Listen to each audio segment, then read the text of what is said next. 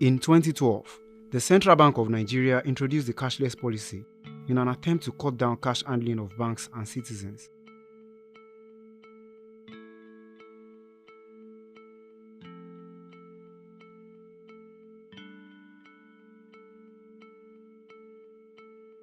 Following the Apex Bank's action to make the country go 100% cashless in 2022, the idea rather than simplify healthcare accessibility poses problems to citizens. Close to a month now, so I took my mom to the hospital for some checks up and everything, and then they were insisting that they want cash.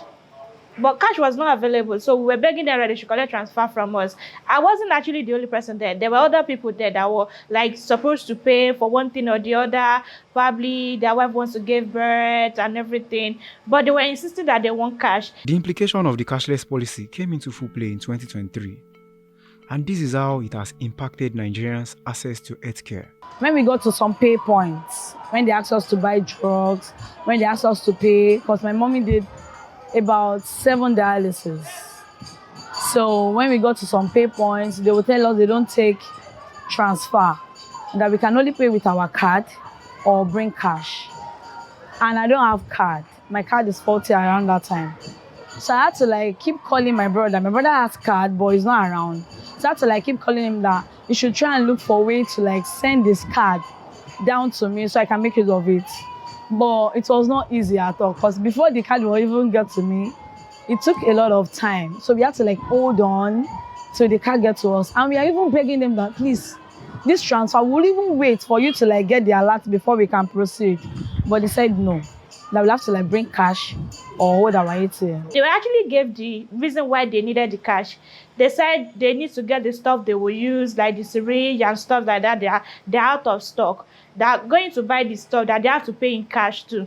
So we're not trying to reason with them that by now I think everybody should be okay with doing transfer, because we all know that cash is not available. So we had to beg them for we were there for close to 3 hours. They were not collecting transfer from anybody until some people started complaining, and then they had to okay, they said they can collect cash from few people, but not in full. So let's say if you have to pay 20,000, you can transfer 10,000. Then you pay 10,000 cash.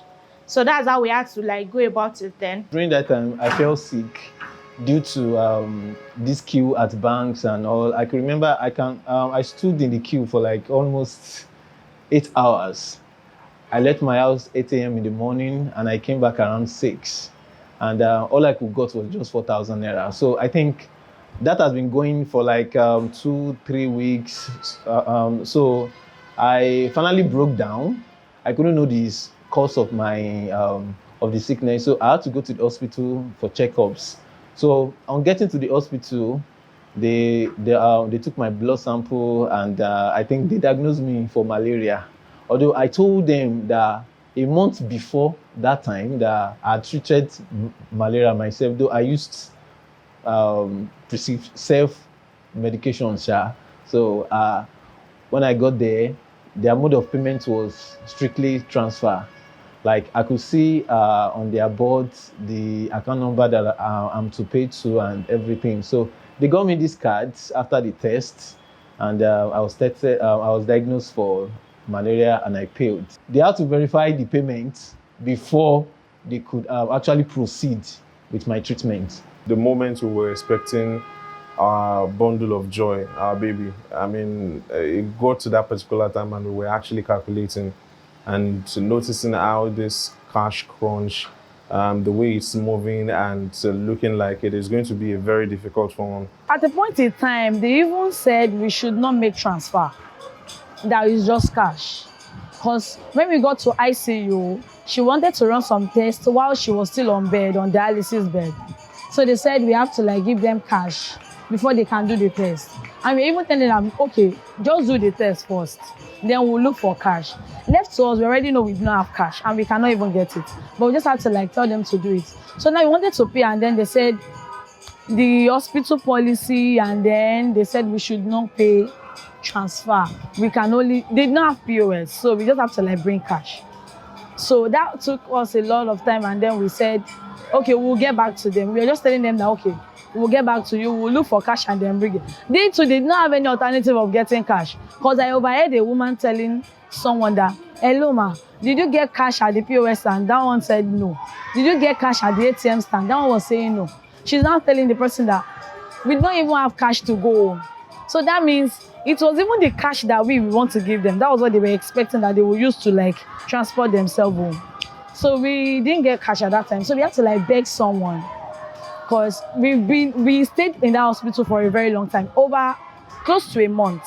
So we are familiar with some workers there. We had to like beg them that, please, let's just make transfer, because we didn't have any money with us. A lot of things happened within that short period, because she had an heart attack, actually, which was serious. She slumped. So you were supposed to attend to this person immediately. But let's be honest, they gave her first aid.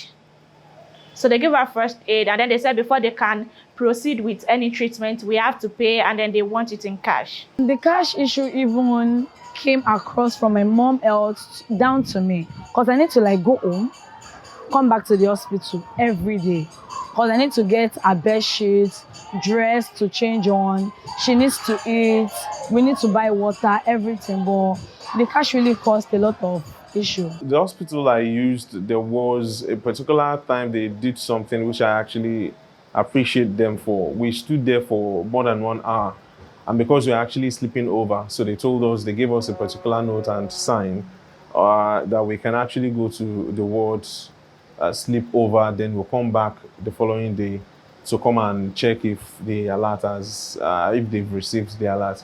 So we slept over, and we came back the following morning, and they told us they can now find the alert. Before the government will make that like decision or that they will be changing the currency, that then we have to be using the new currency and everything, they should have put all these things into consideration. And then the companies, hospitals as well, since they said they want us to be doing online transaction, they should be okay with that as well.